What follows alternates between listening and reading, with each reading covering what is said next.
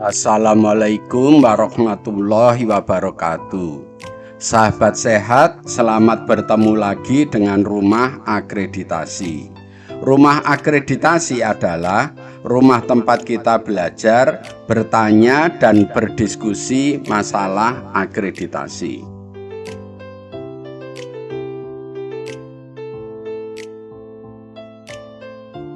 Kali ini kita akan memberikan tutorial tentang penyelenggaraan pelayanan laboratorium ya.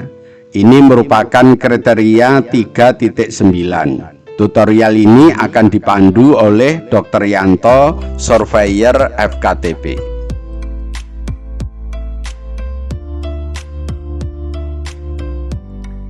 Bapak Ibu sekalian, mari kita pahami dulu tentang standar 3.9, yaitu tentang penyelenggaraan pelayanan laboratorium. Penyelenggaraan pelayanan laboratorium dilaksanakan sesuai dengan ketentuan peraturan perundang-undangan.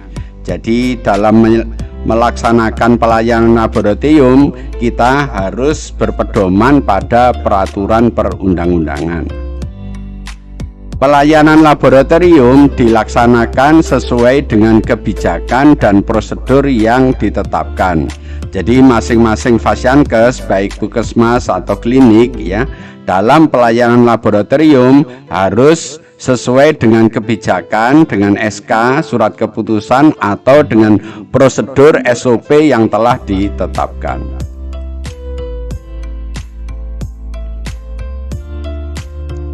Baik, sekarang kita pahami tentang kriteria 3.9.1 ya. Pelayanan laboratorium dikelola sesuai dengan kebijakan dan prosedur yang ditetapkan ya. Tadi sudah disampaikan bahwa puskesmas dan klinik dalam pelayanan laboratorium ya harus mengelola sesuai dengan SK ya, surat keputusan maupun SOP yang telah ditetapkan.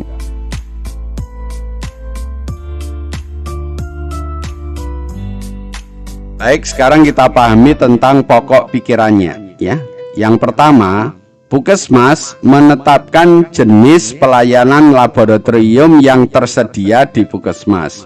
Jadi Bapak Ibu di puskesmas atau klinik ya, itu harus menetapkan jadi jenis pelayanan laboratorium. Jadi jenis-jenis pelayanan laboratorium ya, seperti ya pelayanan darah ya, kemudian pelayanan urin ya, semuanya itu harus dibuat SK-nya ya. Jadi SK dari puskesmas atau klinik bahwa laboratorium itu jenis pelayanannya apa saja ya.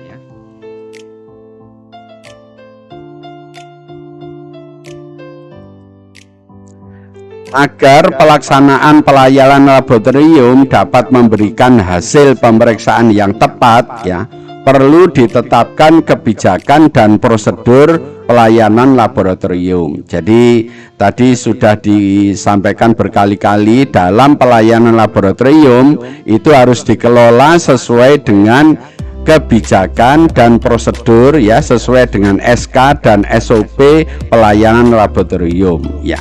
Mulai dari apa? Yaitu mulai dari permintaan ya, permintaan pemeriksaan, kemudian penerimaan sampel, kemudian pengambilan hasil ya, penyimpanan spesimen, kemudian pengelolaan reagen, dan penyampaian hasil pemeriksaan kepada pihak yang membutuhkan, serta mengelola limbah medis dan bahan berbahaya dan beracun. Jadi Bapak Ibu, dalam mengelola laboratorium itu semuanya ya, itu mulai dari permintaan sampai pemberian hasil ya, itu harus sesuai dengan SK dan SOP-nya, termasuk ya dalam pengelolaan limbah medis dan limbah B3, itu harus sesuai dengan SK dan SOP yang telah ditentukan.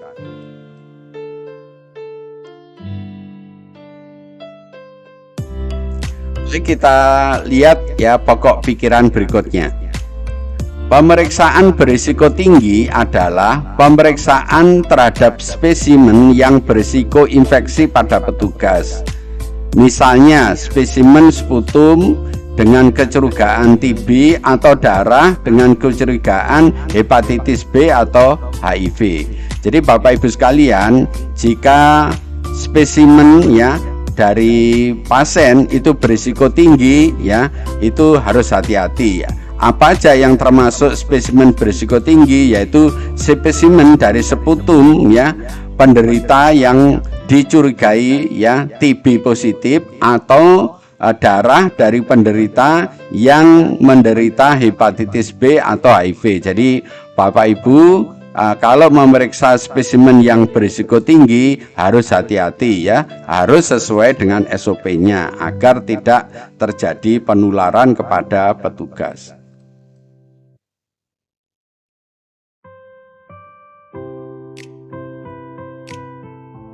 Regulasi pelayanan laboratorium perlu disusun ya sebagai acuan yang meliputi kebijakan dan pedoman serta prosedur pelayanan laboratorium yang mengatur ya. Jadi mengatur tentang apa aja ya. Yang pertama adalah jenis-jenis pelayanan laboratorium yang disediakan sesuai dengan kebutuhan masyarakat dan kemampuan Puskesmas. Jadi Puskesmas perlu membuat ya SK tentang jenis-jenis pelayanan laboratorium. Yang kedua, waktu penyerahan hasil pemeriksaan laboratorium ini juga perlu dibuat SOP-nya ya. Kemudian pemeriksaan laboratorium yang berisiko tinggi ya, tadi sudah disebutkan untuk seputum yang diduga TB positif, juga darah yang diduga hepatitis dan HIV, itu termasuk spesimen yang berisiko tinggi, itu perlu dibuat regulasinya. Kemudian yang keempat ya, permintaan pemeriksaan ya, penerimaan spesimen, pengambilan dan penyimpanan spesimen itu juga perlu dibuat regulasinya ya, dibuat SK dan SOP-nya.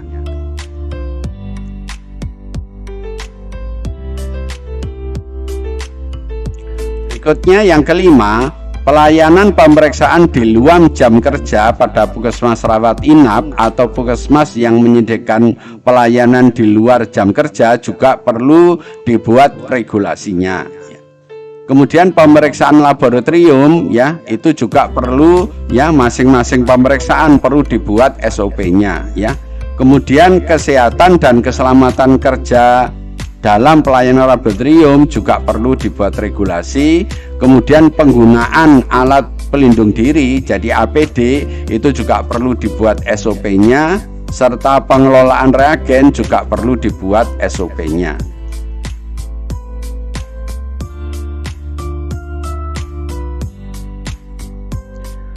Berikutnya, untuk menjamin mutu pelayanan laboratorium perlu dilakukan upaya pemantapan mutu internal dan pemantapan mutu eksternal. Jadi Bapak Ibu ya, dalam melaksanakan ya pelayanan laboratorium agar mutunya terjamin, maka perlu dilakukan PMI dan PME ya. PMI itu pemantapan mutu internal, sedangkan PME adalah pemantapan mutu eksternal ya. Pemantapan mutu dilakukan sesuai dengan jenis dan ketersediaan peralatan laboratorium yang digunakan dan sesuai dengan peraturan perundangan. Jadi sekali lagi Bapak Ibu sekalian, dalam pelayanan laboratorium agar mutunya terjamin, Bapak Ibu harus melakukan PMI dan PME.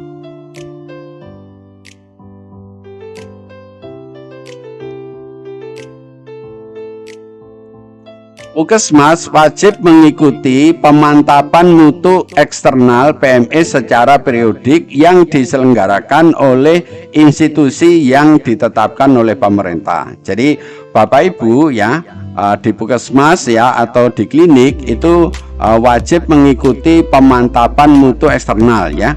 PME ini diadakan oleh pihak ketiga ya, yang ditunjuk oleh pemerintah ya, salah satunya adalah Bapelkes ya. Nah, nanti Bapelkes akan mengirimkan sampel, kemudian sampel itu akan diperiksa di labnya masing-masing, kemudian dikoreksi lagi oleh Bapelkes. Kalau benar maka akan diberi sertifikatnya ya. Nah, itu yang dimaksud dengan PME ya.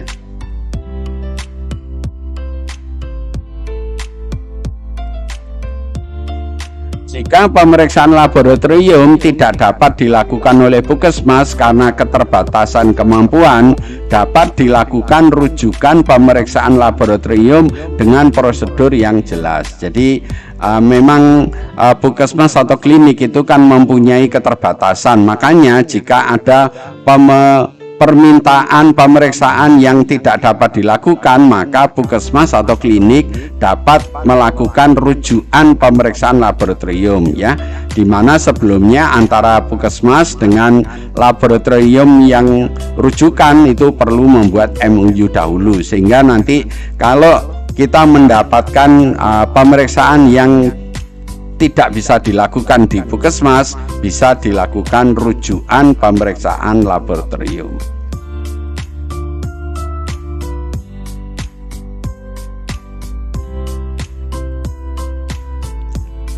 Pimpinan puskesmas perlu menetapkan jangka waktu yang dibutuhkan untuk melaporkan hasil tes laboratorium. Jadi ini Bapak Ibu perlu dibuat SOP-nya, ya. Untuk pemeriksaan A itu paling lama berapa menit, ya. Untuk pemeriksaan B juga paling lama berapa menit. Jadi itu perlu ditetapkan, ya, jangka waktu yang dibutuhkan untuk melaporkan hasil tes laboratorium, sehingga dari awal itu pasien yang meminta pemeriksaan itu bisa diberitahukan bahwa nanti hasilnya akan selesai pada jam sekian, gitu ya. Hasil laboratorium dalam kerangka waktu berdasarkan kebutuhan pasien dan kebutuhan petugas pemberi layanan klinis, ya. Pemeriksaan pada gawat darurat dan di luar jam kerja serta pada akhir minggu termasuk dalam ketentuan ini. Jadi nanti termasuk kalau ada pemeriksaan yang situ, yang segera, itu juga perlu diatur, dibuatkan SK dan SOP-nya.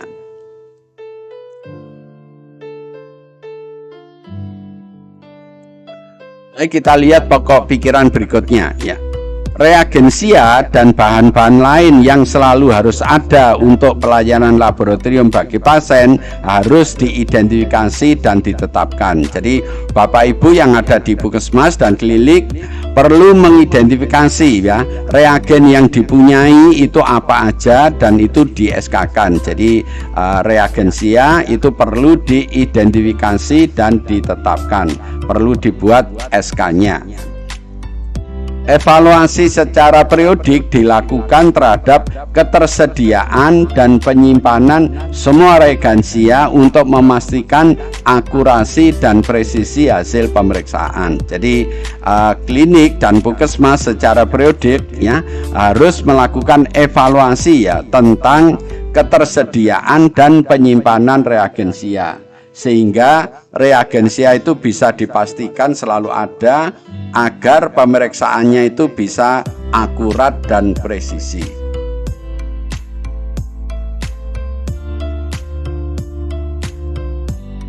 Kita lihat slide berikutnya.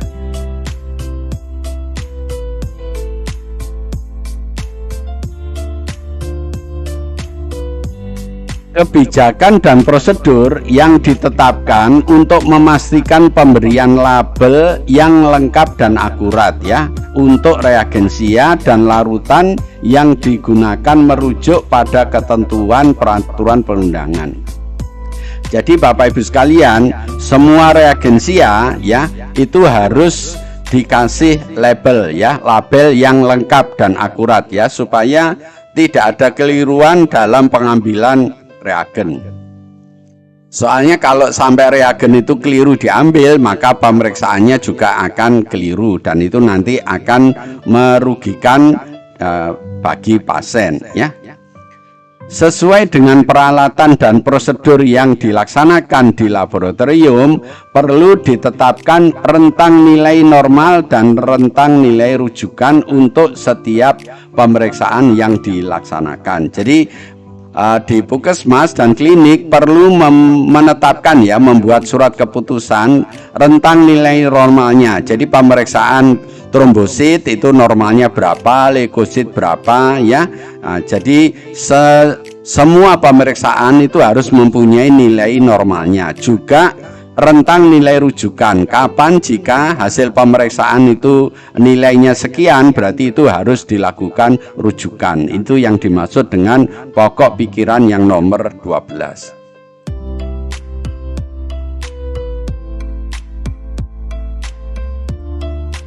Yang ke-13, nilai normal dan rentang nilai rujukan harus tercantum dalam catatan klinis ya. Berarti dalam hal ini itu dalam hasilnya ya, hasil itu harus harus tercantum di situ. Jadi Bapak Ibu di puskesmas dan klinik kalau memberikan hasil itu juga harus mencantumkan nilai normalnya ya.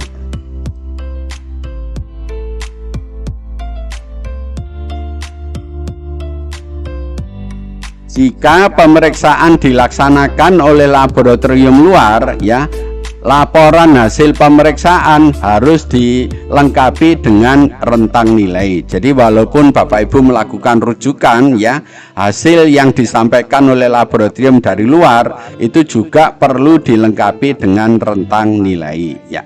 Jika terjadi perubahan metode atau peralatan yang digunakan untuk melakukan pemeriksaan atau ada perubahan terkait perkembangan ilmu dan teknologi, harus dilakukan evaluasi dan revisi terhadap ketentuan tentang rentang nilai pemeriksaan laboratorium. Jadi maksudnya jika Bapak Ibu dalam melakukan pemeriksaan itu merubah metode dan atau merubah alat, maka rentang nilai dari hasil pemeriksaan itu perlu dievaluasi dan kalau perlu direvisi ya, agar memberikan hasil yang akurat ya.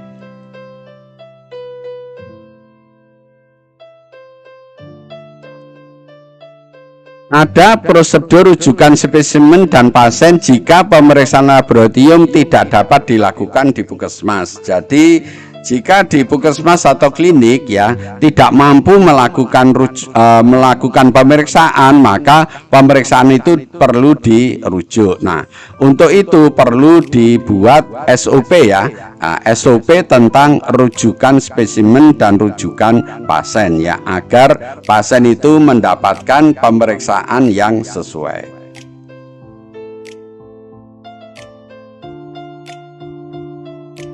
Baik, sekarang kita pahami tentang elemen penilaiannya ya. Jadi ini kita bahas mulai yang pertama. Jadi yang pertama, kepala puskesmas menetapkan nilai normal ya, rentang nilai rujukan untuk setiap jenis pemeriksaan yang disediakan dan nilai kritis pemeriksaan laboratorium. Jadi di dalam hal ini ya, puskesmas ya perlu membuat SK tentang nilai normal ya, rentang nilai rujukan dan nilai kritis dari hasil laboratorium ya. Ini untuk memenuhi EP yang nomor 1. Dalam hal ini ada satu yang perlu dibuat, itu tentang regulasi. Jadi regulasi apa yang diperlukan untuk memenuhi EP yang pertama ini adalah SK ya, SK tentang jenis pelayanan laboratorium ya,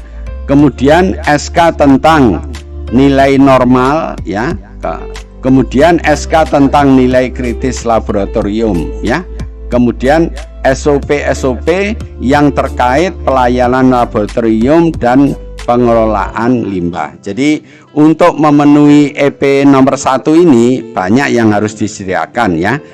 Yang pertama yaitu SK tentang jenis pelayanan laboratorium, kemudian yang kedua SK tentang rentang nilai normal laboratorium ya, kemudian yang ketiga SK tentang nilai krisis laboratorium serta SOP yang berhubungan dengan pelayanan laboratorium dan pengelolaan limbah. Jadi ini untuk memenuhi EP yang pertama banyak regulasi yang Bapak Ibu harus buatnya. Kita akan memberikan penjelasan di slide berikutnya.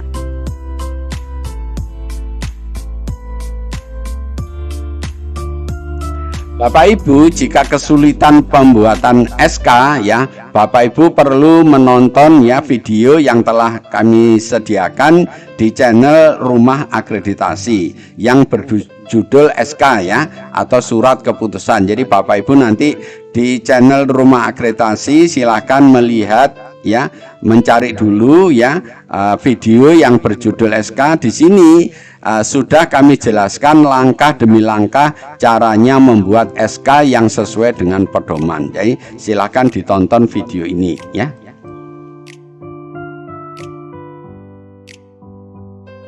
Kemudian untuk membuat SK jenis pelayanan laboratorium ya, Bapak Ibu perlu membuat lampiran seperti ini. Jadi nanti setelah dibuat SK-nya, Bapak Ibu perlu membuat lampirannya, yaitu lampiran tentang jenis pelayanan laboratorium. Contohnya ya, Bapak Ibu membuat 3 kolom ini, nomor, spesimennya apa, terus jenis pemeriksaannya apa.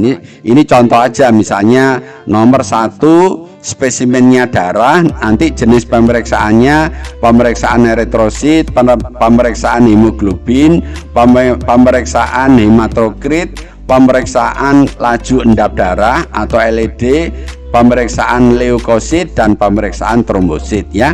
Ini contoh aja, Bapak Ibu bisa menambahkan atau mengurangi sesuai dengan kemampuan di puskesmas dan klinik masing-masing ya. Contoh yang lain, misalnya ini pemeriksaan urin yang nomor 2. Jenis pemeriksaannya misalnya pemeriksaan makroskopis, pemeriksaan reduksi, pemeriksaan pH, pemeriksaan berat jenis, pemeriksaan urobilin, dan pemeriksaan sedimen ya. Sekali lagi Bapak Ibu, ini hanya contoh, Bapak Ibu bisa mengurangi atau menambah sesuai dengan kemampuan puskesmas dan klinik masing-masing ya. Ini adalah lampiran yang perlu dilampirkan pada SK jenis pelayanan laboratorium.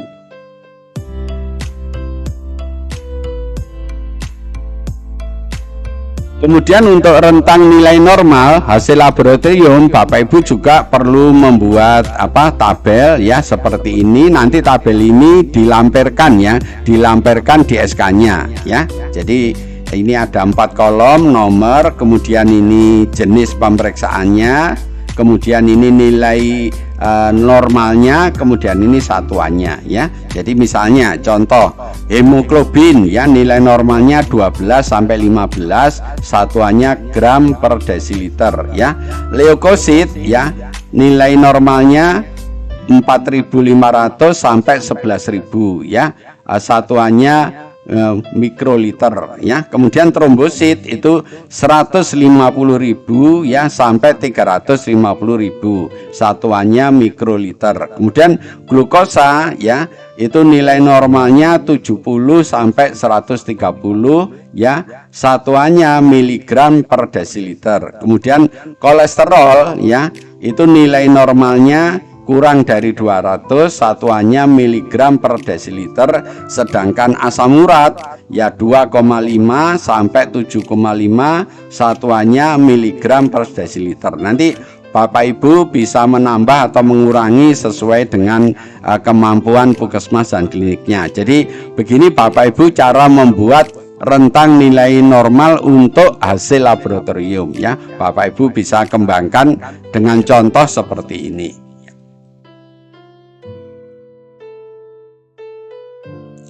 Berikutnya yang Bapak Ibu harus buat adalah nilai kritis dari laboratorium ya.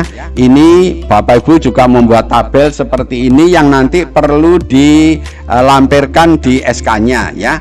Ada nomor, kemudian jenis pemeriksaannya ya. Kalau nilai kritis itu ada nilai rendah, ada nilai tinggi, dan satuan. Jadi ini nilai paling rendahnya, ini nilai paling tinggi. Di luar ini itu termasuk nilai kritis yang harus dilaporkan pada dokternya ya dalam segera ya.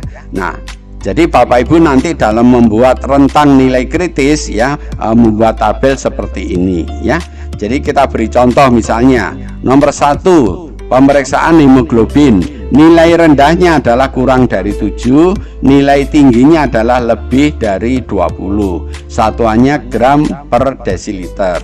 Kemudian yang kedua pemeriksaan leukosit ya, nilai rendahnya kurang dari 2000, nilai tingginya lebih dari 30.000, satuannya sel per unit liter. Kemudian Yang nomor 3 trombosit ya, nilai rendahnya kurang dari 50.000, nilai tingginya lebih dari 1 juta sel per unit liter. Kemudian glukose ya, nilai rendahnya kurang dari 50, nilai tingginya lebih dari 500, satuannya miligram per desiliter.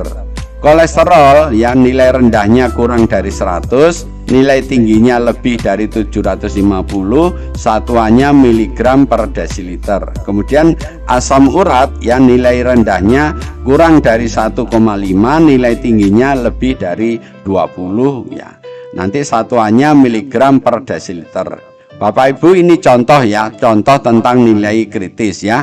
Untuk nilai-nilai yang lain Bapak Ibu bisa melanjutkan ya. Dan ini disesuaikan dengan kemampuan puskesmas atau kliniknya masing-masing. Sekali lagi, tabel ini nanti dilampirkan di SK-nya.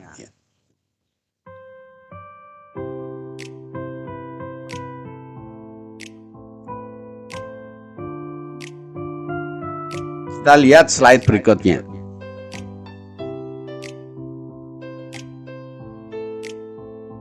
Baik, EP berikutnya adalah EP yang nomor 2 ya. Reagensia esensial dan bahan lain ya tersedia sesuai dengan jenis pelayanan yang ditetapkan, pelabelan dan penyimpanannya, termasuk proses untuk menyatakan jika reagen tidak tersedia. Jadi EP2 ini ya, puskesmas ya itu harus membuat SK ya, membuat pelabelan dan penyimpanan terhadap reagen esensial ya. Ya, juga di sini termasuk jika reagen itu tidak tersedia ya, prosesnya bagaimana. Jadi harus memberitahu kepada dokternya jika reagen ini tidak tersedia, sehingga nanti dokternya tidak meminta pemeriksaan yang reagennya sedang tidak ada. Jadi untuk memenuhi EP nomor 2 ini ya, ada 3 yang diperlukan, yaitu regulasi, dokumen, dan wawancara ya. Sekarang kita lihat dulu yang regulasinya ya. Apa aja regulasi yang diperlukan untuk memenuhi EP2 ya. Yang pertama adalah SOP tentang pelabelan, yaitu pelabelan reagen esensial. Jadi Bapak Ibu, masing-masing dari reagen esensial ini harus diberi label ya, yang jelas terbaca ya. Kemudian yang kedua adalah SOP penyimpanan reagen esensial. Jadi Bapak Ibu sekalian, dalam penyimpanan reagen ini memang perlu dibuatkan SOP, soalnya ada reagen yang harus disimpan di freezer, ada reagen yang harus disimpan dalam botol yang tahan cahaya ya.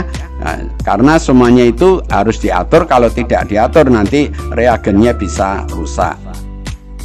Kemudian yang ketiga adalah SOP bahan medis habis pakai ya. Jadi itu juga perlu dibuat SOP-nya. Kemudian SOP penyampaian pelayanan laboratorium jika reagen tidak tersedia. Jadi tadi sudah saya sampaikan, jika ada reagen tidak tersedia berarti pemeriksaan itu juga tidak tersedia. Makanya perlu dibuat SOP untuk beritahukan kepada dokter yang ada di puskesmas atau klinik agar tidak meminta pemeriksaan yang reagennya tidak ada ya. Ini adalah regulasi yang perlu dibuat untuk memenuhi EP yang nomor 2. Bapak Ibu sekalian, jika kesulitan membuat SOP ya, Bapak Ibu perlu menonton video ini ya.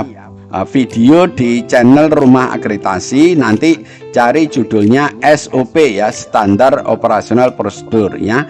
Di dalam video ini sudah dijelaskan langkah demi langkah caranya membuat SOP yang sesuai dengan standarnya. Jadi nanti Bapak Ibu jika telah menonton ini diharapkan bisa membuat SOP, karena tadi banyak SOP yang diminta untuk memenuhi EP-nya ya.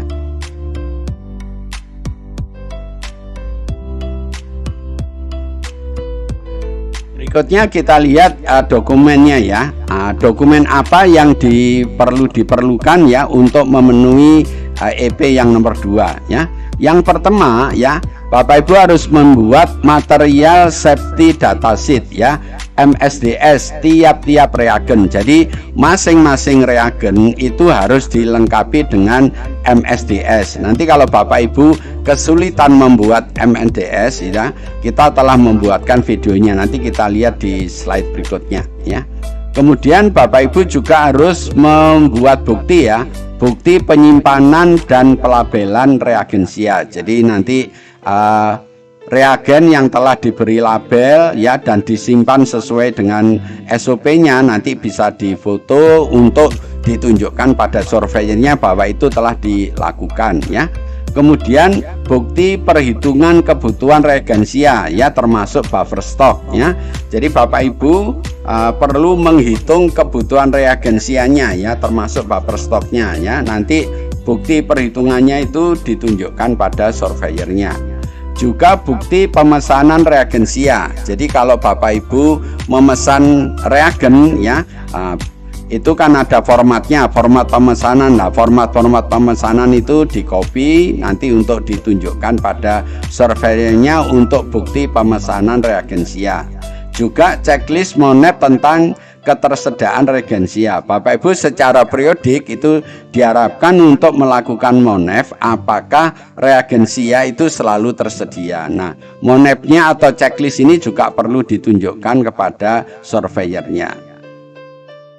Juga yang keenam adalah bukti penyampaian pelayanan laboratorium jika reagen tidak tersedia. Jadi ini tadi sudah sering dikatakan, jika reagen tidak tersedia maka petugas lab harus memberitahukan dokternya agar tidak melakukan pemeriksaan lab ya pada pasien yang reagennya itu sedang tidak ada.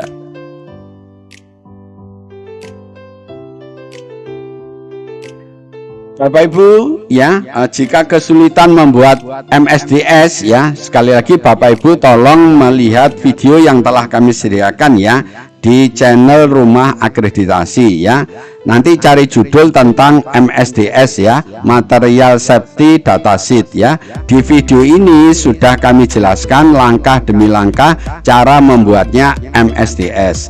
Tadi di standarnya ya, di EP-nya diminta Bapak Ibu di lab setiap reagen harus dibuatkan MSDS-nya ya. Untuk membuat MSDS silahkan menonton video ini ya. Dengan menonton video ini diharapkan nanti Bapak Ibu sudah mampu untuk membuat MSDS.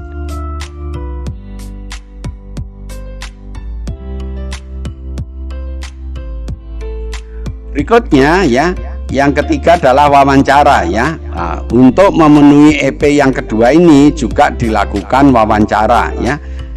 Siapa yang akan diwawancara? Yaitu petugas laboratorium. Jadi petugas laboratorium ini akan diwawancarai oleh surveyornya. Diwawancarai tentang apa? Yaitu tentang bagaimana cara pengelolaan reagen, cara pelabelan, dan cara penyimpanan dari reagen. Nanti kalau petugas ini bisa menjelaskan caranya mengelola reagen, caranya pelabelan, dan caranya penyimpanan, maka wawancara ini akan diberi nilai baik.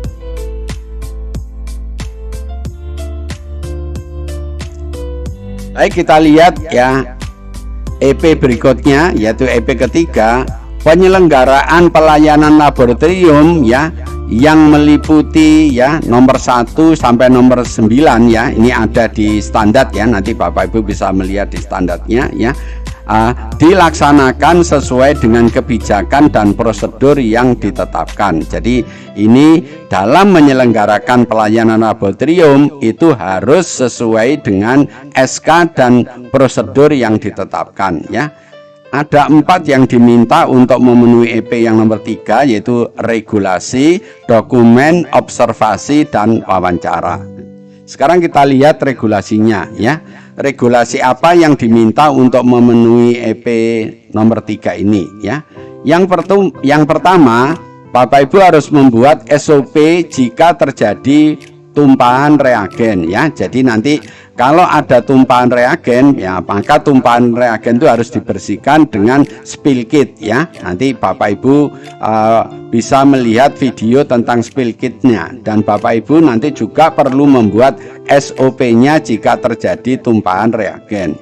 Kemudian yang kedua adalah SOP pelayanan laboratorium. Jadi untuk membuat melaksanakan pelayanan laboratorium perlu dibuat SOP-nya. Jadi pemeriksaan A perlu dibuat SOP-nya, pemeriksaan B perlu dibuat SOP-nya, dan seterusnya. Jadi semua pemeriksaan di laboratorium itu perlu dibuat SOP-nya ya.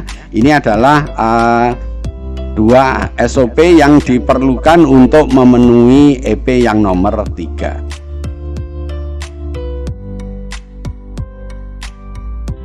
Bapak Ibu, untuk tumpahan reagen tadi sudah sampaikan, jika ada tumpahan reagen maka harus dibersihkan dengan spill kit ya. Jadi Bapak Ibu tolong melihat video ini ya, yang berjudul membersihkan tumpahan dengan spill kit ya. Ada di channel Rumah Akreditasi ya.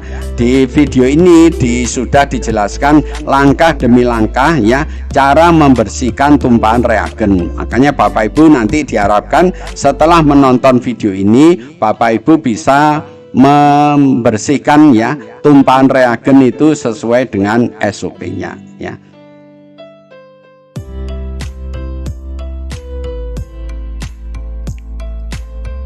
Berikutnya ya adalah wawancara dokumen ya. Yang nomor 2 adalah dokumen ya. Untuk memenuhi EP nomor 3 ya, dokumen apa yang diperlukan ya? Yang pertama adalah bukti pelaksanaan pelayanan laboratorium ya. Tadi untuk bukti-bukti pelaksanaan ya Bapak Ibu ya, biasanya kan kalau habis melakukan pemeriksaan itu ditulis di register, maka register itu bisa merupakan bukti pelaksanaan laboratorium ya.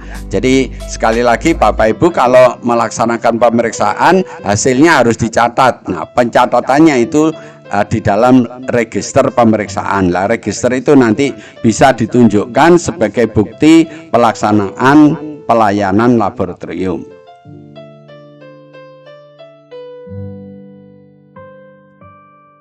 Berikutnya ya tentang observasi ya. Kalau observasi sekali lagi Bapak Ibu tidak perlu membuat dokumen tetapi menyiapkan fasilitas, karena yang dimaksud observasi ini adalah surveyor akan melihat fasilitas di laboratorium. Jadi apa yang akan dilihat? Jadi surveyor akan melakukan pengamatan terhadap pelaksanaan pelayanan laboratorium ya, semuanya ya.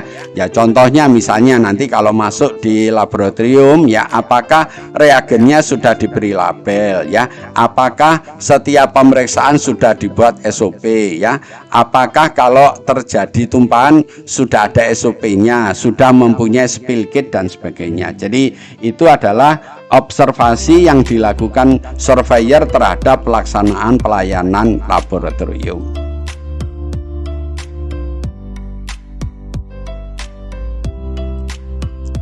Berikutnya yang untuk memenuhi EP yang ketiga ini juga harus dilakukan wawancara ya.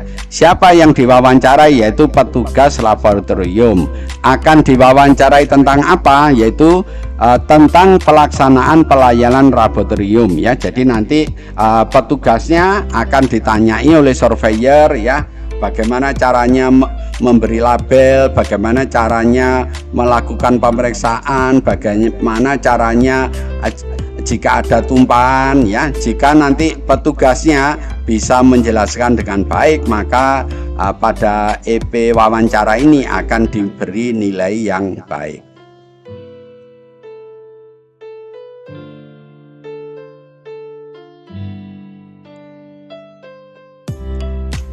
Kita lihat slide berikutnya.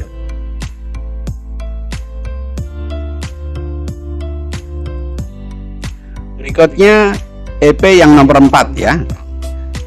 Pemantapan mutu internal dan pemantapan mutu eksternal ya dilakukan terhadap pelayanan laboratorium sesuai dengan ketentuan peraturan perundangan dan dilakukan perbaikan jika terjadi penyimpangan.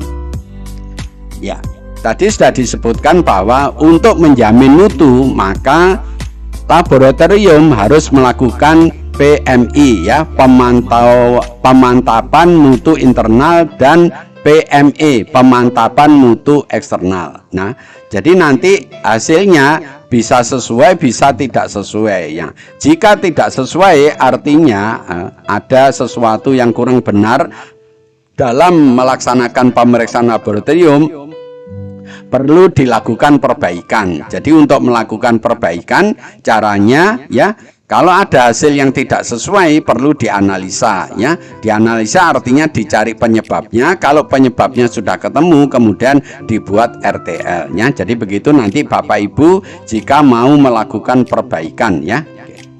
Nah, untuk memenuhi EP yang keempat ini ya, ada 4 yang diminta ya: regulasi, dokumen, observasi, dan wawancara ya. Sekarang kita lihat regulasinya ya. Regulasi apa yang diminta untuk memenuhi EP ini? Yang pertama adalah SK ya, yang menyatakan bahwa pelayanan laboratorium itu perlu dilakukan PMI dan PME. Ini perlu dibuat SK-nya. Kemudian adalah SOP tentang pelaksanaan pemantapan mutu internal PMI, kemudian SOP tentang pemantapan mutu eksternal. Jadi nanti Bapak Ibu juga perlu membuat SOP tentang PMI dan SOP tentang PME ya.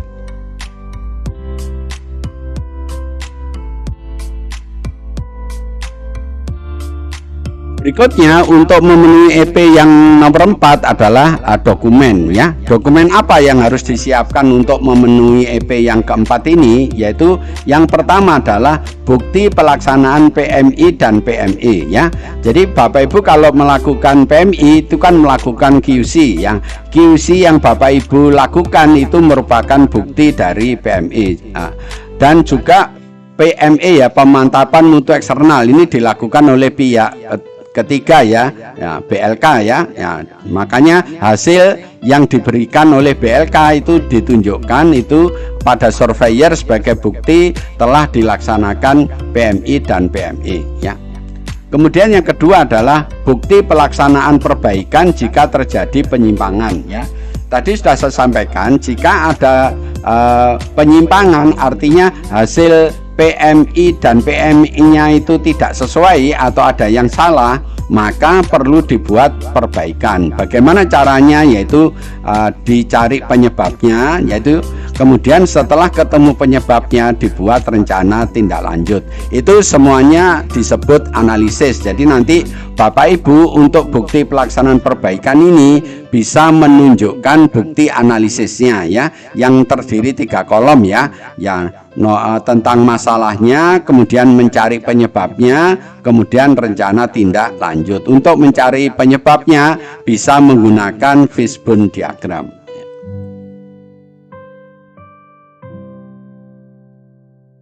Jadi ini untuk bukti pelaksanaan perbaikan ya. Jadi Bapak Ibu membuat seperti ini kolomnya. Jadi masalahnya apa ya? Kemudian dicari penyebabnya ya. Penyebab itu dicari ya dengan fishbone diagram. Kemudian kalau sudah ketemu penyebabnya dibuat rencana tindak lanjutnya. Rencana tindak lanjut yang pendek ini perlu dilengkapi ya, dibuat lengkap ya, yang kita sebut RTL panjang ya. Itu 9 kolom seperti ini, ada nomornya, kegiatannya apa, untuk perbaikan itu tujuannya apa, sasarannya siapa, tempatnya di mana, waktunya kapan, pelaksananya siapa, biayanya berapa. Jadi untuk bukti pelaksanaan perbaikan Bapak Ibu menunjukkan 2 format ini ya, format analisis dan format rencana tindak lanjut. Ini perlu ditunjukkan pada surveyor ya untuk melakukan perbaikannya.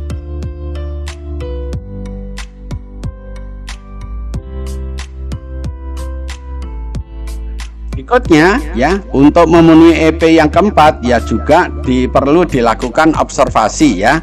Observasi ini akan dilakukan oleh surveyor ya. Apa yang perlu diobservasi ya? Maka surveyor akan mengamati tentang pelaksanaan PMI dan PME ya. Tadi PMI kan dilakukan dengan QC, kalau PME dilakukan bekerja sama dengan pihak luar, misalnya BLK ya. Makanya Bapak Ibu nanti perlu menunjukkan ya bagaimana caranya melakukan PMI dan bagaimana cara melakukan PME. Nah, itu akan diamati oleh surveyornya ya.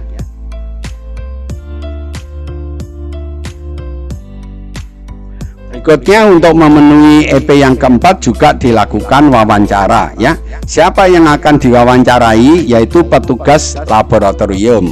Diwawancarai tentang apa? Yaitu tentang bagaimana pelaksanaan PMI dan PME. Jadi nanti kalau petugas itu bisa menjelaskan bahwa PMI dilakukan dengan QC, kemudian PME dilakukan dengan bekerja sama dengan BLK, dan hasilnya ditunjukkan, maka wawancara ini akan diberi nilai yang baik.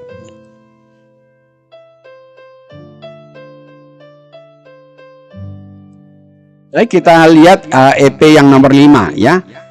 Evaluasi dan tindak lanjut dilakukan terhadap waktu pelaporan hasil pemeriksaan laboratorium. Jadi di EP yang kelima ini ya, puskesmas dan klinik ya, itu harus melakukan evaluasi dan menindaklanjuti terhadap waktu pelaporan hasil laboratorium.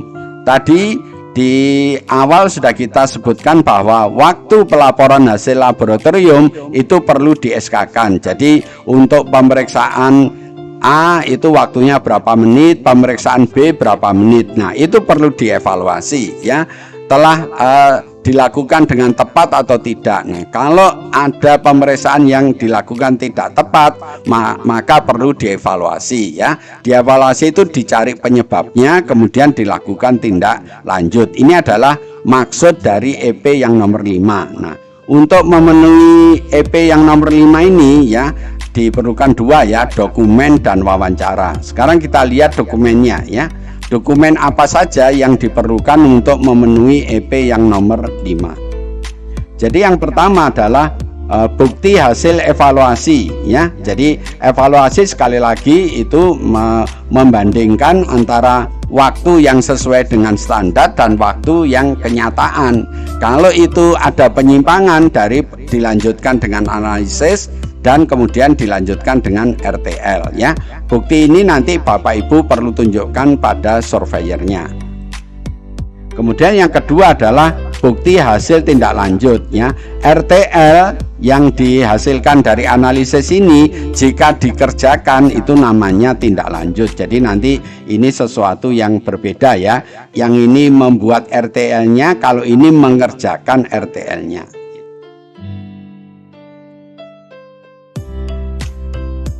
Nah, ini kita berikan contoh bagaimana caranya melakukan evaluasi. Nah, Bapak Ibu perlu membuat kolom seperti ini ya. Ini adalah bukti evaluasi tentang penyampaian hasil laboratorium. Jadi ini nomornya 1, kegiatannya penyampaian hasil laboratorium pemeriksaan apa ya. Misalnya pemeriksaan A ya. Ya, waktunya targetnya berapa menit. Nah, kenyataannya ya, ini cakupannya diganti dengan kenyataannya ya. Kenyataannya berapa menit ya. Jadi kalau ada kurang, misalnya harusnya targetnya itu 30 menit, tetapi ternyata kenyataannya itu 45 menit, berarti ada kesenjangan. Nah, kalau ada kesenjangan seperti ini, artinya waktu yang ditetapkan itu tidak bisa dicapai ya. Itu berarti perlu dianalisa ya. Nanti kalau analisa, Bapak Ibu perlu membuat kolom seperti ini ya. Jadi masalahnya apa? Jadi masalah yang ditulis ya. Pelaporan hasil pemeriksaan A itu melebihi dari waktu yang ditargetkan. Nah, dicari penyebabnya. Bagaimana mencari penyebabnya? Menggunakan fishbone diagram, kemudian dibuat RTL-nya. Nanti RTL yang pendek ini dibuat RTL yang panjang yang ada 9 kolom yang tadi sudah disebutkan ya. Jadi ini Bapak Ibu yang perlu ditunjukkan pada surveyor untuk bukti evaluasi.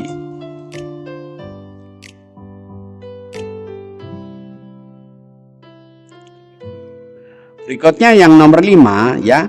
juga perlu dilakukan wawancara ya. Siapa yang perlu diwawancarai? Yang diwawancarai adalah petugas laboratorium.